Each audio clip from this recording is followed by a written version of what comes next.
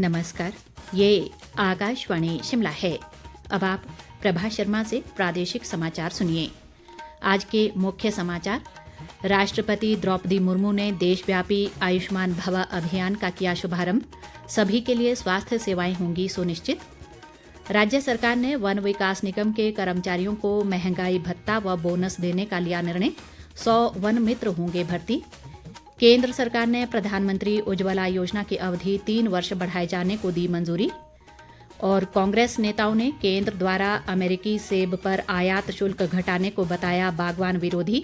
भाजपा ने कांग्रेस पर लगाया बागवानों को गुमराह करने का आरोप। अब समाचार विस्तार से। राष्ट्रपति द्रौपदी मुर्मू ने आज गुजरात के गांधीनगर से देशव्यापी आयुष्मान भव अभियान का शुभारंभ किया। ये अभियान सबके लिए स्वास्थ्य सेवाएं सुनिश्चित करने की दिशा में एक महत्वपूर्ण पहल है। इसका उद्देश्य प्रत्येक गांव और शहर में हर किसी को संपूर्ण स्वास्थ्य सुविधाएं उपलब्ध कराना है। राज्यपाल शिव प्रताप शुक्ल और स्वास्थ्य मंत्री कर्नल धनीराम शांडिल शिमला से वीडियो कॉन्फ्रेंसिंग के माध्यम से इस कार्यक्रम में शामिल हुए।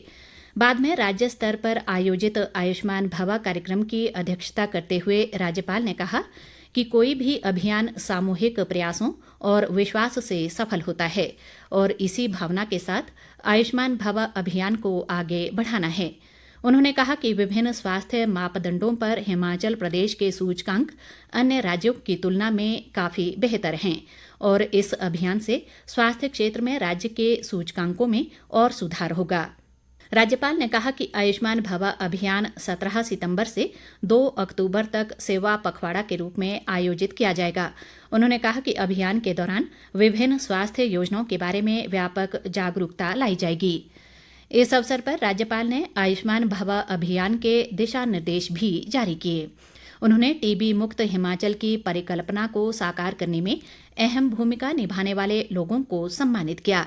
कार्यक्रम में स्वास्थ्य मंत्री कर्नल धनीराम शांडिल ने कहा कि राज्य में 15,95,000 में से 11,37,000 लाभार्थियों के आयुष्मान कार्ड बनाए गए हैं और अभियान के तहत 4.5 लाख से अधिक लाभार्थियों के कार्ड बनाए जाएंगे।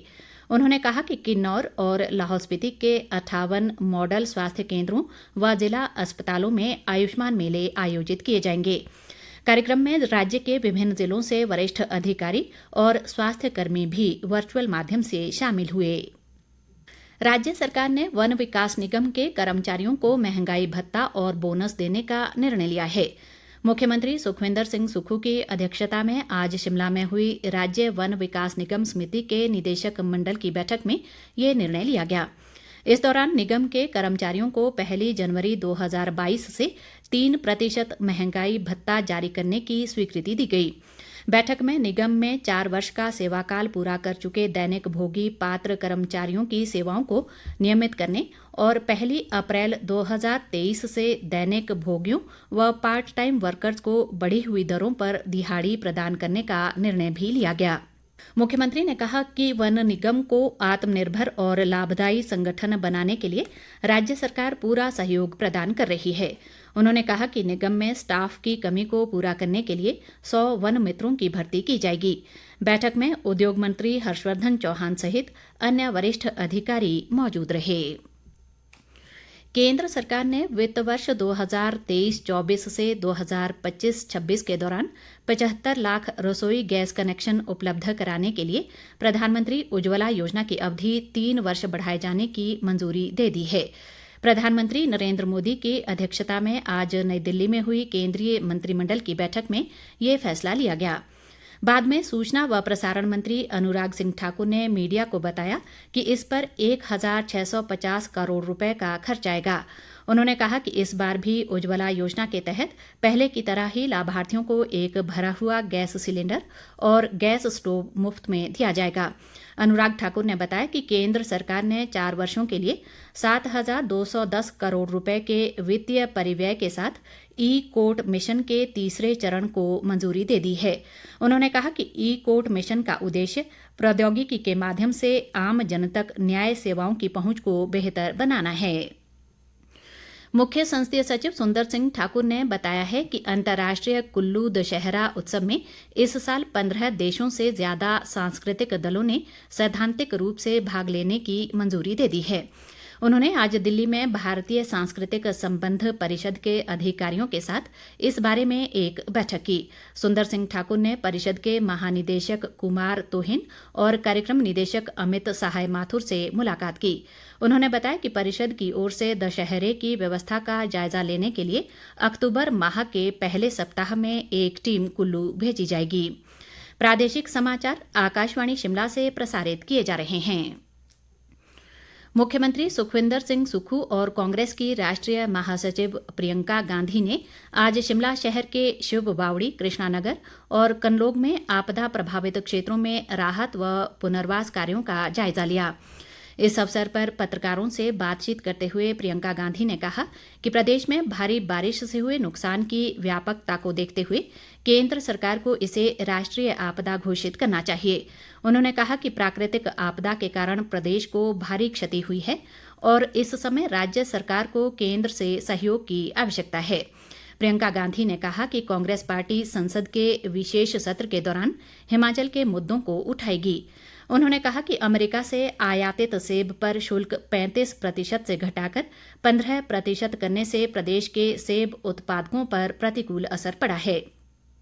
उन्होंने कहा कि बड़े व्यापारिक घराने हिमाचल में सेब की उपज की खरीद कम कीमतों पर कर रहे हैं, जिससे बागवानों को नुकसान हो रहा है।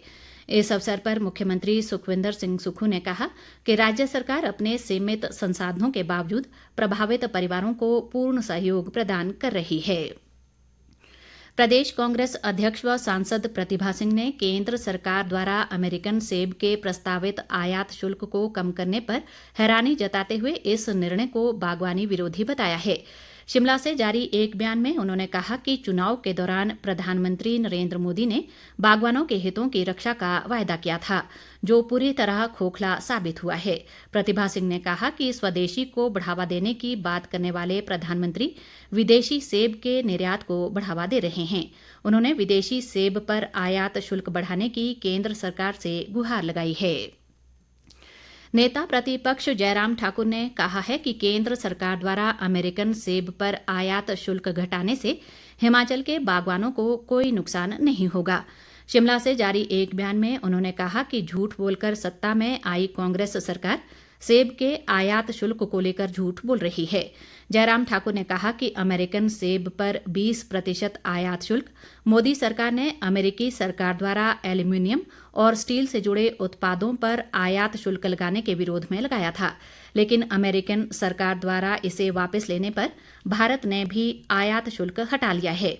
नेता प्रतिपक्ष ने कांग्रेस नेताओं को सलाह दी है कि वे लोगों को गुमराह करने की बजाय बागवानों के लिए चुनाव के समय दी गई गारंटियों को पूरा करें।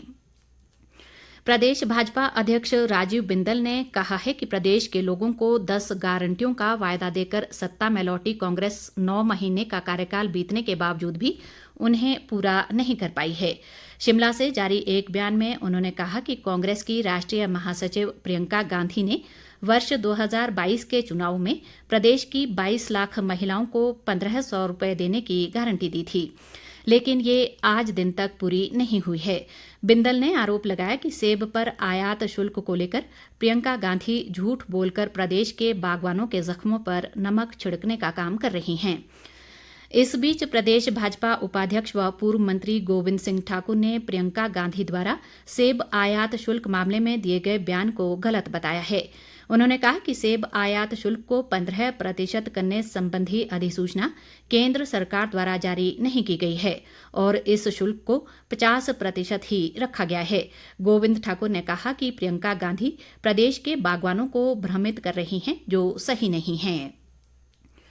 प्राकृतिक खेती खुशहाल किसान योजना के तहत उपभोक्ताओं को रसायन रहित उत्पाद उपलब्ध करवाने के उद्देश्य से शिमला शहर में पायलट आधार पर मोबाइल वैन की व्यवस्था की गई है। योजना के राज्य परियोजना निदेशक हेमिस नेगी ने बताया कि ये वैन हर शुक्रवार को राज्य सचिवालय, प्रदेश विश्वविद्यालय परिसर और कृषि भवन में मौजूद रहेगी। उन्होंने कहा कि फिलहाल चुनिंदा स्थानों पर ये पहल शुरू की जा रही है और उपभोक्ताओं की संख्या बढ़ने पर बाकी स्थानों पर भी इस वैन के जरिए उत्पाद बेचे जाएंगे। हेमिस नेगी ने बताया कि इस पहल के साथ शिमला जिला के 3 विकास खंडों बसंतपुर, टूटू और मशोबरा के 200 से अधिक किसान सीधे तौर पर जुड़े हैं। विधानसभा अध्यक्ष कुलदीप सिंह पठानिया ने चंबा जिला के चुवाड़ी में आज काहरी गुन्ना संपर्क सड़क मार्ग का शिलान्यास किया। इस अवसर पर उन्होंने कहा कि चुवाड़ी के तहत भूस्खलन प्रभावित काली घार व नरगड़ा घार सहित विभिन्न 10 चयनित स्थानों में आपदा न्यूनीकरण कार्यों के लिए 100 करोड़ की धनराशि खर्च होगी। कुलदीप पठानिया ने कहा कि काहरी गुन्ना संपर्क सड़क के बनने से क्षेत्र की 3000 से अधिक आबादी को लाभ मिलेगा। अंत में मुख्य समाचार एक बार फिर। राष्ट्रपति द्रौपदी मुर्मू ने देशव्यापी आयुष्मान भव अभियान का किया शुभारंभ। सभी के लिए स्वास्थ्य सेवाएं होंगी सुनिश्चित। राज्य सरकार ने वन विकास निगम के कर्मचारियों को महंगाई भत्ता व बोनस देने का लिया निर्णय। 100 वन मित्र होंगे भर्ती। केंद्र सरकार ने प्रधानमंत्री उज्ज्वला योजना की अवधि 3 वर्ष बढ़ाए जाने को दी मंजूरी। और कांग्रेस नेताओं ने केंद्र द्वारा अमेरिकी सेब पर आयात शुल्क घटाने को बताया बागवान विरोधी। भाजपा ने कांग्रेस पर लगाया बागवानों को गुमराह करने का आरोप। इसके साथ ही ये समाचार बुलेटिन समाप्त हुआ। नमस्कार।